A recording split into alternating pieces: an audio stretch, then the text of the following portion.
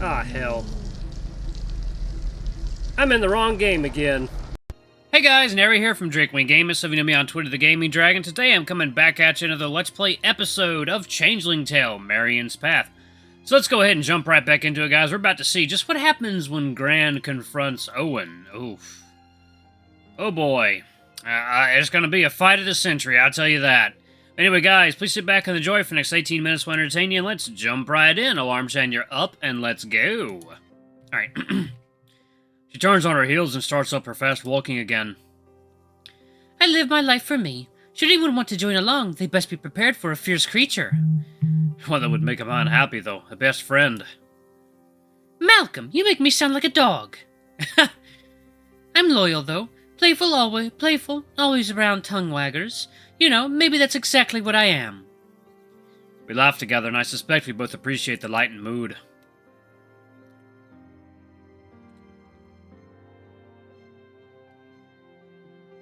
The levity carries us into town. It takes no convincing to follow Jessie right into the Stag Nanny, with the promise of a drink and a few more laughs.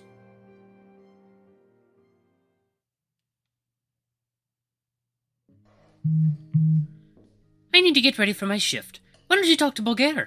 He might remember what Father told him last night. Maybe it would help us. Don't forget to wear something a little less scandalous, in case your father visits. She gestures to the bar, rolling her eyes at me, and I make my way over to while she disappears into the back room. Bulgar has the pint poured and sloshing over the sides of the glass before I sit. My lad, Jessie's back, Owen's back, the Cloud Clan is a family once more. His positivity takes me aback, and I almost have no response. I must choose my words carefully. I'm glad you were able to see Owen upon his return. He must have been a sight for sore eyes, as I was so many nights ago. It was a snitch different, 'tis a smitch different. Much less fanfare, you're a special one indeed. You flatter all your customers like this, so they keep coming back. You don't have to, lad, as we're the only establishment in town. I chuckle at Bulgar's not very funny joke, more of sympathy than good humor. Even though I'd promised myself a drink and a good time, a stronger brew has set in. That of my troubles. I don't know if I should say anything. I take a long swig of the beer and I realize I really shouldn't say anything. Have we got a gossip guild member here, eh?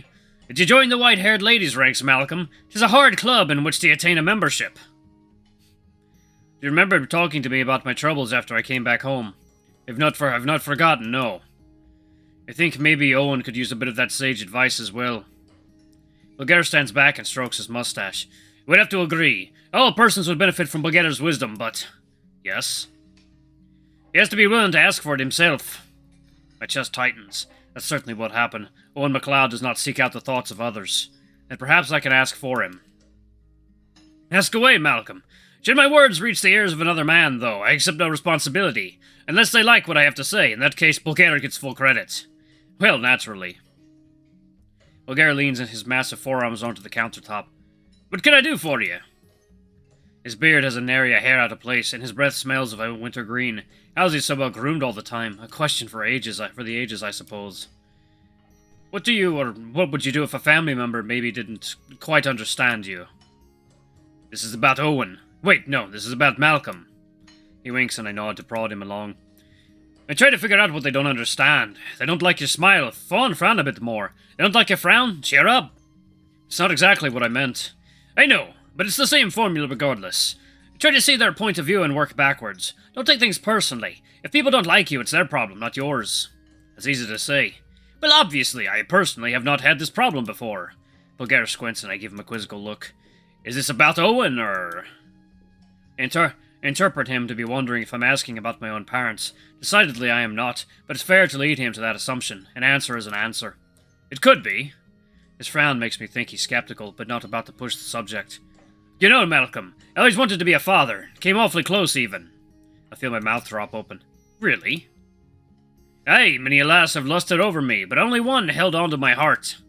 Bulgar looks off for a moment as if briefly reminiscing. But I know how difficult it would have been. Having my own family, a bit of a losing battle, eh? How so? Either your wee one hates you or vice versa, oft times at least. Maybe Bulgair was a handful, I assure you, but my father wished me away to the Fae more than a few times.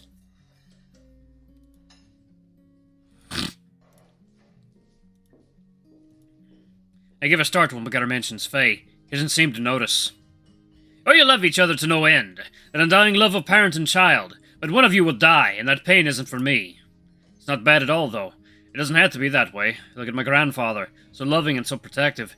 He's treated me like a king. You've proven my point, Malcolm. You've lost him to the ages. I couldn't live through that. And besides, you're speaking of yourself and your grandfather. What of your father? Where was he whilst you were a wee bairn? It's true that I have a few memories of my father from once I was a child. And my fondest ones only involved my grandparents. To that end, where was he during your grandfather's burial? The conversation is turned on its head. I don't know which avenue to pursue first. Bulgair has kindly refilled my mug and I drink away. Now who's joined the gossip guild? He'll take the bait. Where was he? Your grandfather was a good man. To you, to me, to his dear wife. But yes, but your father may have other tales, ones that do not repeat when they are shared to me. Father was here? During the burial service? Drinking? Why am I not surprised? Every man has his own tale, Malcolm. Every son has a story to tell about his father. That's why we don't live others' lives, only our own. We can sit back and judge, but it will stifle us. We must forgive and be understanding ourselves. We build the bridges so that the weary may walk across. Or so we may reach them and help them along their way. I picture Owen hobbling across an imaginary bridge made of Marion's kindness, my patience, Jessie's ferocity, Grace's wit, and Agnes's strength. A mighty bridge indeed. Does forgiveness always work? Bulgair doesn't even take a breath. Yes. He leans closer to me and taps one finger on the wooden bar as he speaks methodically. No man is perfect, even old Bulgair here, though it kills me to admit it. I've seen the hurt of men, and all men have seen hurt. A sting radiates from within my heart. I can't disagree. It's tough to say how or when they ever recover. I'm not entirely sure if we're discussing my family anymore, or Bulgair's own experience, but I listen, absorbing everything, wanting to remember it all for later, when I speak with Owen. Different men handle different tragedies differently. Aye. I inadvertently crack a smile, poor Owen, returning to find his eldest daughter living as a heifer. If I'd come home to see Gran as a cow, I'm not sure how I would react either. I know what Owen has seen overseas. Those years have burned themselves into the core of me like a searing flame. But I also know that Gran is good, just as Marion is good, and that is what should matter to anyone. I've had time to heal. Owen deserves that as well. I thank Bulgair for the drinks and advice. You may be a lifesaver, Bulgair. I know. Oh my. Jessie emerges from the back room in her signature red dress, and an old sweater buttoned up to her neck. What is this, lass? Don't tell me you've caught a chill. It's midsummer, for God's sake. Nay, Bulgair, feast your eyes upon the latest fashion from the city. Mix and match sweater dresses are all the rage now, you know. It wouldn't be the strangest style to come out of the city. I lean in to feel the threadbare material and whisper to Jessie, playing it safe after all. For now, no sense digging our hole any deeper. Bulgair looks between the two of us, and I find it hard to believe he can't see through the ruse. Still, he shrugs. Good thing our sophisticated clientele is here to witness your voice and not your skin, isn't that right, lads? A handful of pubgoers grunt their agreement, although I doubt they listened to what they were agreeing. Bulgair had trained them well. Good luck with your dance, Miss MacLeod. I must be off. You'll miss the performance? It's about time that I promised Gran I'd send in the cavalry, and I don't see another cavalryman around, so... I down the rest of my beer and stand up with a hasty salute. Sergeant Campbell, Royal Scots Greys, at your service. Send the old Marion my regards. Godspeed, soldier.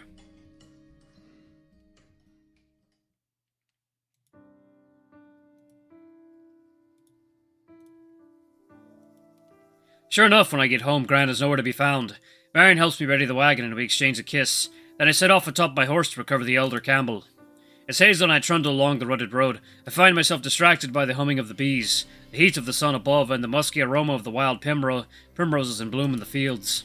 I'm not afraid. I'm filled with confidence and strong drink. This isn't about getting Owen to approve of Marion. It's about making sure Owen knows he's safe, surrounded by that which he needs to feel secure. Had I returned to turmoil, what might have become of me? I may have gone mad as well. As it was, I nearly did under even easier circumstances. Perhaps likely, in fact, it's the alcohol giving me this false sense of security, but a relish in my ride, my surroundings, and the absence of fear. If I'm delusional, I'm comfortable accepting that, too. What's the worst that could happen now? Owen kicks Marion out. Fine, she has a place to live with me.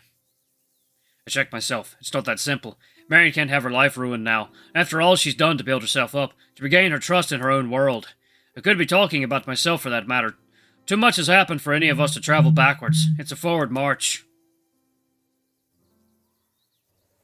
I hum the Scots Guard, quick march to myself until my ears ring. It's as if the bagpipes are present all around me. Soon I see the outline of the MacLeod home. Oh god, yep, there it is. I dismount and approach the door with a steady nerve and the tune still in my head, fully prepared to speak with the elder MacLeod. I raise my hand to knock. Oh! But the door opens of its own free will. Gran? She stands at the door laughing away. Owen seems to be in a light mood too, but even when he wears civilian clothes and a crooked smile, he's no less intimidating. Ahoy, Malcolm! Come to take me home for a nana nap? I could surely use one about now. Owen's been talking my ear off. It was wonderful to see you, Agnes. I look forward to Sunday. Oh. What's on Sunday? Gran pushes me hard, not allowing me into the house. She grabs my hand as if I were a mere child and tugs me towards Hazel. Excuse me, what just happened? All my energy ready to attack Owen with compassion and bridge building, crushed by a tiny old woman in a shawl. Let's go, Malcolm. Better leave well enough alone. Things are better. Dare I get hopeful? I'm so tired, Malcolm. It's been a long morning. Can't leave me hanging here, Gran. I got myself all prepped and at the ready. Came here to give Owen an olive branch should he accept it.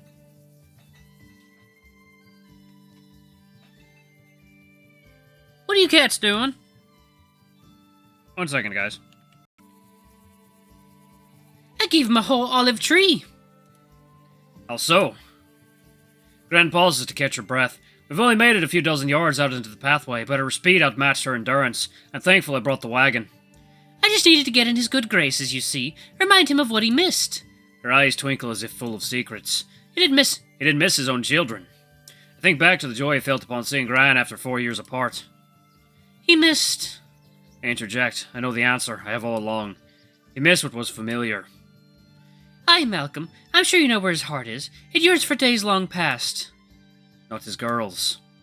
Yes, the girls too, but not yet. Let him settle back into himself, get his bearings. He still has his sea legs and a broken soul. I've come to see that his behavior had less to do with Marion and more to do with his spirit. I nod quietly. It's the first time I truly empathize with Owen. Returning home broken into a broken home. That which is so unfamiliar. The pain can hold your brain hostage for some time.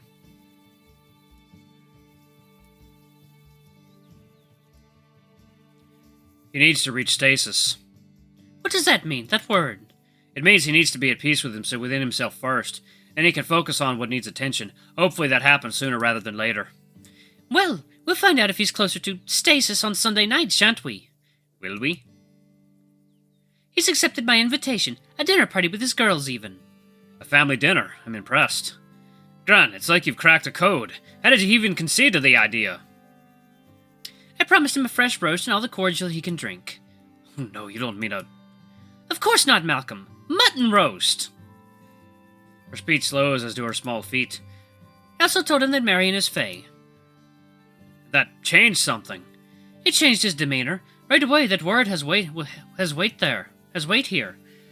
I didn't know what it means to him, but I could see his eyes twitch, his mind at work, dredging up that history of tales ingrained in all of us.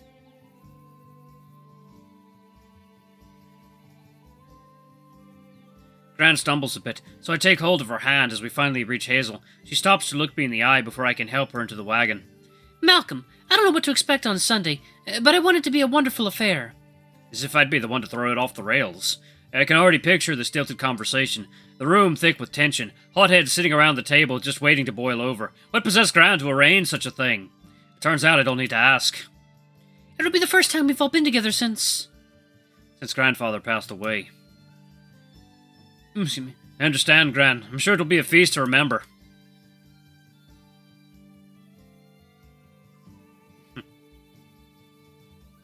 With Gran safely in the wagon, we crest the hill and are finally out of sight of the MacLeod's farmhouse. A house divided, a house I hope not only to mend, but to join.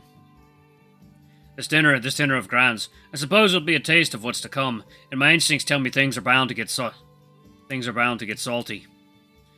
What bravery had it mustered to speak to Owen this once? How deep a well will I need for this upcoming meal? Or if, heaven forbid... Is it my destiny for that brute of a man to be my father-in-law? A shiver courses down my spine, one born of fear and excitement. What a terrible, wonderful future that would be. I would adopt Owen as my father 100 times over if it means living the rest of my life with Marion. Her changes provided her perspective, her diligence gave me purpose, her caring nature saved me from a dark place I'd never have escaped on my own. I want nothing more than to spend the rest of my days with this woman. I only hope Owen will see his daughter for the gem she is, too. I ride back to my Marion, Gran in tow, and try to stay present in the moment. The bees still hum and the flowers still smell lovely. Music still plays in my head.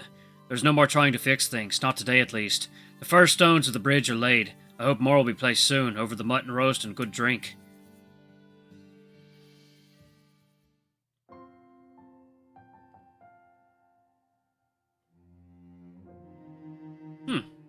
Well, leave it to a little old lady to smooth things over. Like my nana used to do. Gran Agnes reminds me of my nana back in the day. Coming through!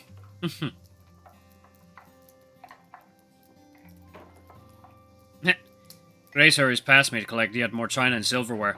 Meanwhile, I struggle to drag the large old dining table out of the storage and into place. The flurry of the last 2 days still hasn't sunk in. The hourglass of my life is spilling sand faster than I can watch the grains fall. With the dinner party nearly upon us tonight, our house is abuzz with energy. It feels like it's 1910 and Gran is hosting one of her notorious Sunday after church meals. She chops carrots at the kitchen counter while Marion stuffs the roast into the hearth stove. Need some help with that? An extra pair of hands. Hooves, Malcolm. Yes, hooves would be welcome. Marion lifts the other end of the table like it's nothing, and we slide it easily into the center of the room. It dawns on me she may be stronger than me now. How's this, Agnes? Perhaps a wee bit further from the wall. We want your father to be comfortable and have plenty of room. Marion and I exchange a knowing look while we push the table back. Gran, bless her heart, wants everything to be perfect. Be perfect for our parley. She rambles on with her plan. We shall overwhelm him with hospitality, shower him with good cheer, feed him till his heart's content. Something's sure to knock some sense into that noggin of his. Despite the close quarters, Gran chose to have Owen come to our house for dinner, citing it as a neutral territory, though I'm quite sure she doesn't know exactly what that means. There's nothing neutral about any of this. Grace and Jessie have become mediators, traveling to and from our houses, gathering pieces of information that have yet to assemble a clear picture of where Owen stands. We know he's still upset, but also in denial. He hasn't seen Marion since the day he returned home, and he may be holding on to an assumption that she is human again, or getting there. This all might have been easier had you not planted that false hope, Gran. Apparently Owen conceded to the meal together because Gran implied Marion will and can change back to normal. Gran only just admitted to it this morning, and I should know better than to raise that sensitive subject again, especially around Marion. I'm frustrated though, and I can't help myself. If not for that seed I planted, this night would never have happened. Now it's up to us to make the best of it. Our little silver-haired diplomat, still fastidiously cutting carrots at the counter, doesn't so much as flinch. In other life, Gran would have made a great politician. Marion, on the other hand, she tries to be stoic, but Gran's lie rankles with her too, I can tell. And yet Marion's only chance at reconciliation may be if she is willing to maintain that lie. Alright guys, it looks like next episode is gonna be the big dinner. Oh my god, I can't wait. Oh, let's see if we can crack that shell of that old soldier. But anyway, guys, thank you so much for watching. Don't forget to like, comment, subscribe, ring that notification, like, comment, subscribe, ring that notification bell, leave a super thanks or a tip if you can. It always helps. Big thanks to those of you who have been giving me tips. I absolutely love it. You guys are awesome. More content coming. Thank you guys so much. I am eternally grateful. Anyway, I'll see you guys in the next video. I love you all. Bye-bye!